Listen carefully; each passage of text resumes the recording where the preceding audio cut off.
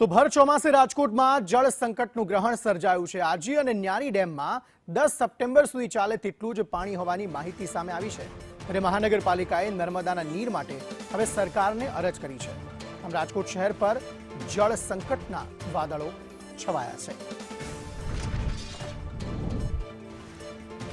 વરસાદ ખેંચાતા હવે જળ સંકટની સ્થિતિ સર્જાઈ રહી છે। ભર ચોમાસે રાજકોટમાં જળ સંકટના એંધાણ જોવા મળી રહ્યા છે।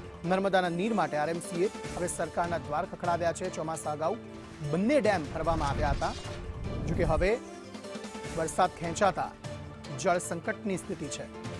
રાજકોટનો આજી એક ડેમ 22.23 ફૂટ ભરેલો છે। રાજકોટનો ન્યારી એક ડેમ 16.20 ફૂટ ભરેલો છે। તેવામાં પાણીની અછત સર્જાઈ શકે છે। બે ડેમમાં 10 સપ્ટેમ્બર સુધી ચાલે તેટલું જ પાણી છે। તેવામાં હવે સરકારના દ્વાર આરએમસી દ્વારા ખખડાવવામાં આવ્યા છે અને અહીં પાણી ભરવામાં આવે તેવી માંગ કરવામાં આવી રહી છે।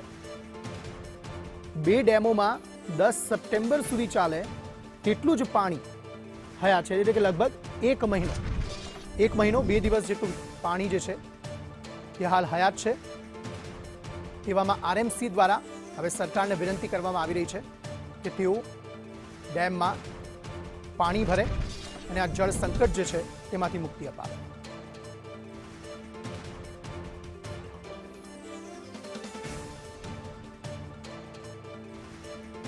વરસાદ ખેંચાતા જળ સંકટ જેવી રાજકોટમાં સ્થિતિ જોવા મળી રહી છે।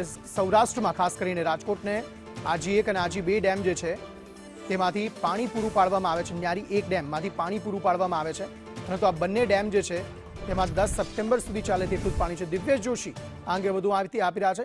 જી દિવ્યેશ।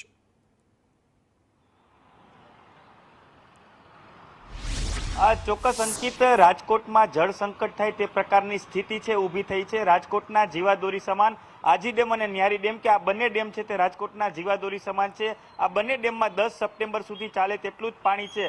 ચોમાસા પહેલા રાજકોટ મહાનગરપાલિકા છે તેના દ્વારા રાજ્ય સરકાર પાસે નર્મદાના નીર છે તે માગવામાં આવ્યા હતા, પરંતુ રાજકોટમાં જો વાત કરવામાં આવે તો ખૂબ જ ઓછો વરસાદ પડ્યો છે, એટલે કે સિઝનનો 70% ઓછો વરસાદ પડ્યો છે। અત્યાર સુધીમાં રાજકોટમાં ટોટલ 14 ઇંચ જેટલો વરસાદ પડ્યો છે, એટલે કે રાજકોટની જે બંને જીવાદોરી સમાન ડેમો છે તેમાં અત્યારે 10 સપ્ટેમ્બર સુધી ચાલે તેટલું જ પાણી છે। એટલે મનપા છે તેના દ્વારા રાજ્ય સરકાર પાસે ફરી એક વખત નર્મદાના નીરની માંગણી છે તે કરવામાં આવી છે। જો વરસાદ નહીં આવે, જો વરસાદ ખેંચાશે તો રાજકોટમાં જળ સંકટ છે તે ઊભું થશે અને આ જળ સંકટને ટાળવા માટે રાજકોટ મનપા છે તેના દ્વારા આગોતરું આયોજન કરવામાં આવ્યું છે અને રાજ્ય સરકારને પત્ર લખવામાં આવ્યો છે। અંકિત, આભાર સમગ્ર માહિતી આપવા માટે।